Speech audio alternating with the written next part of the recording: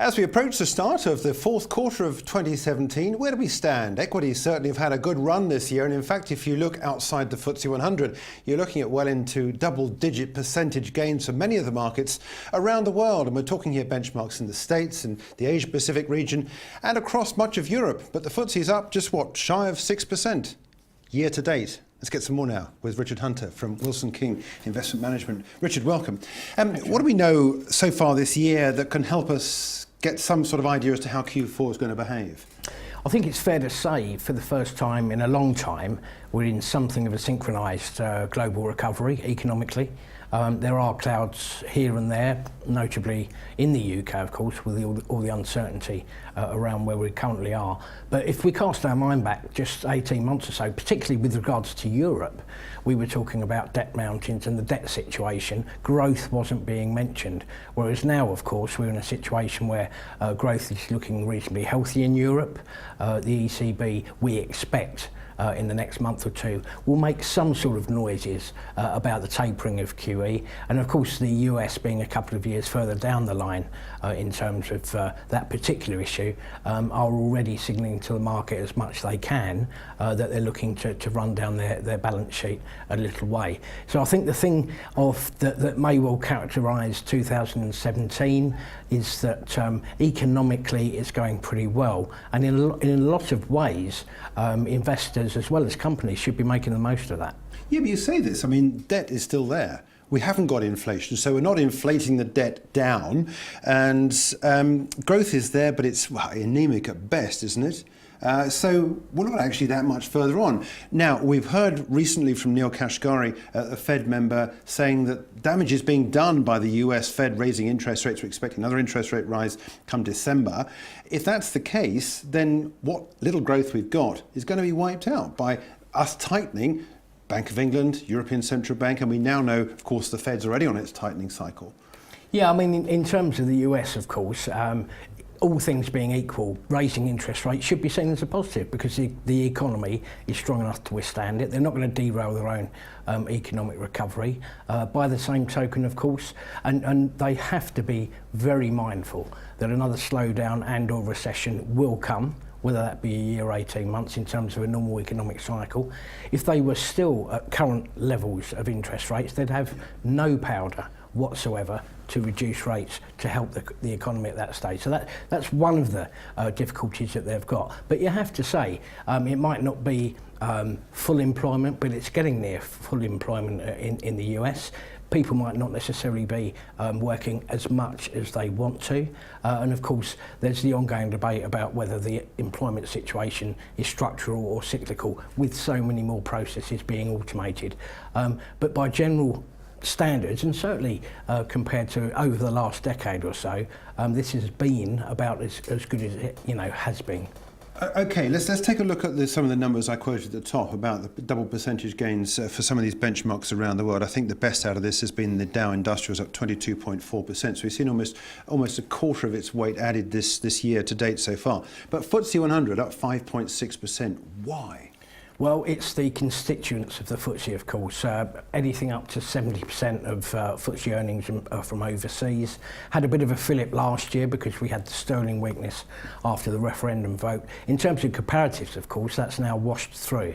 So whether sterling is weak or not, that's still going to continue to help the exporters and so on. But generally speaking, that sterling effect, which has been a drag on the market and was a help to the market last year, is now one of those reasons. Again, in terms of constituents, if you look at what we've got in there, the banks have had a reasonably hard time for any number of reasons, regulatory or otherwise. You've got a lot of miners in there, and of course a couple of rather large oil companies as well.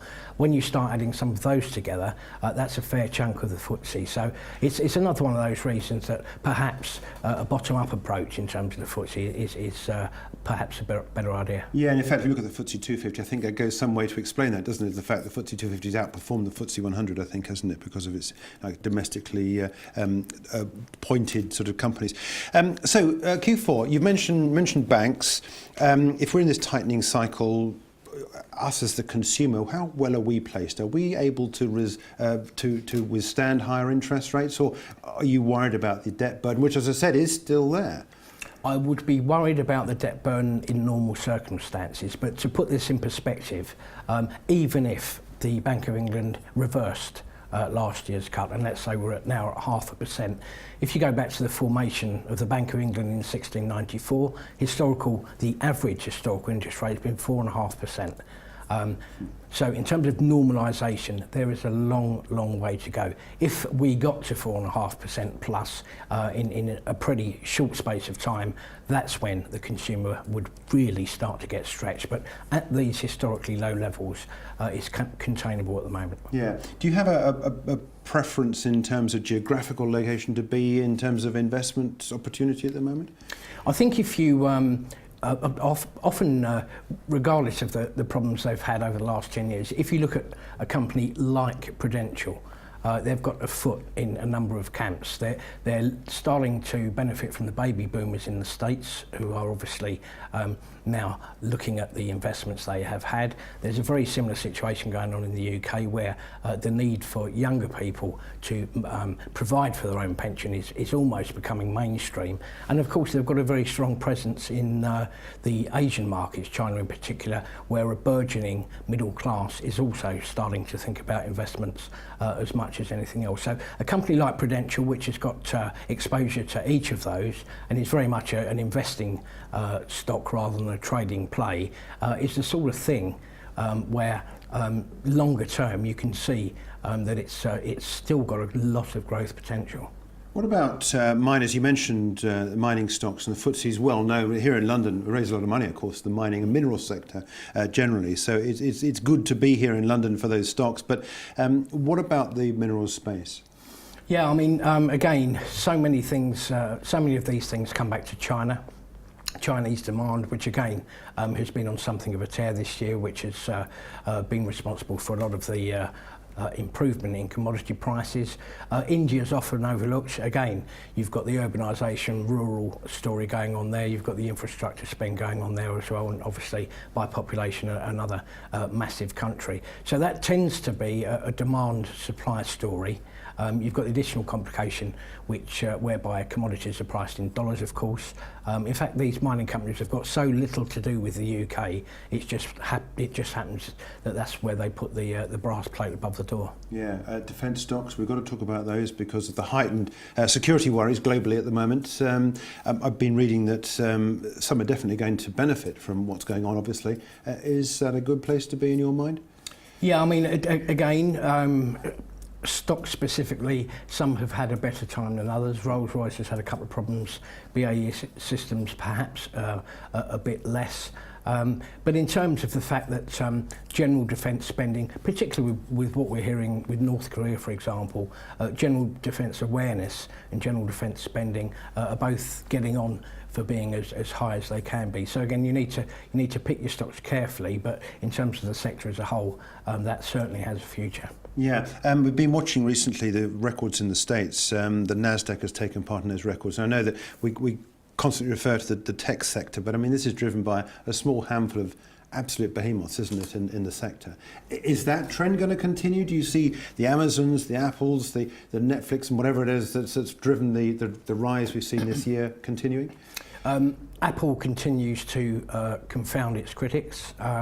So we'll see how the iPhone 8 and the next iterations come.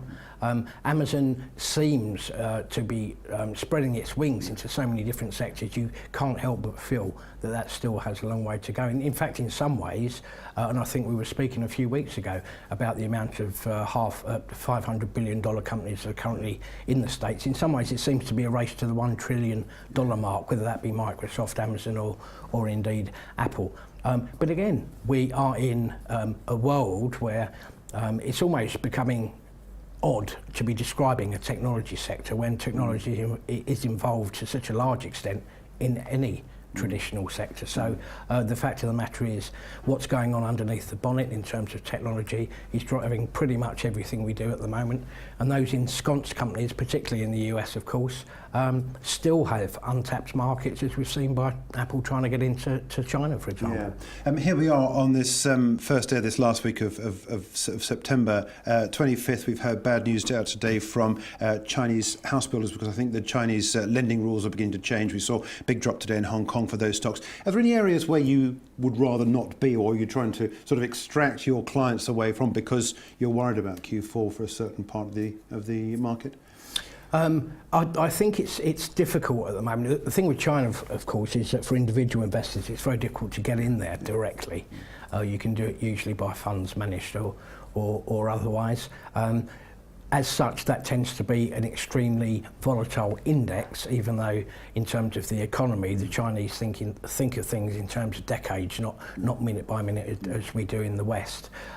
There still has to be some question marks over Europe, depending on how the ECB play the unwinding, and you have to say, on the basis that QE has been a fairly large financial experiment, there'll be close eyes on the US as well over the next 6 to 12 months and how they do start to tighten, notwithstanding the fact that a lot of those record highs that you've mentioned in terms of the US indices has been on the basis that US companies have really delivered the high expectations the market has had to be able to justify their PE ratios, and they need to continue to do so. Yeah, it's all about earnings. Yeah, Richard. Absolutely. Thanks so much indeed, Richard. It's a pleasure. Richard Hunter is from Wilson King Investment Management. Taking a look ahead there from what we've learned from Q3 and looking out to the Q4 period for 2017.